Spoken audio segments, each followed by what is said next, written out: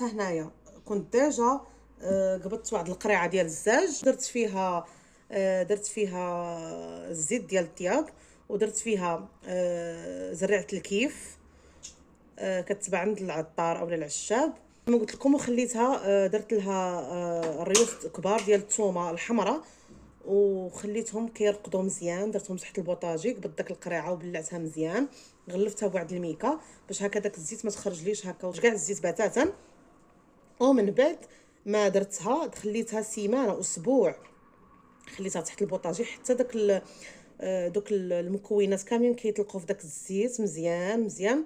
وبديت كنشقق بها راسي، درتها في هذا السبراي هذا، وكما كتشوفوا كنبدا نشقق بها راسي، كنبقى ندير هكا. هانتوما هكا عرفتوا فنه خطيره، جربوها.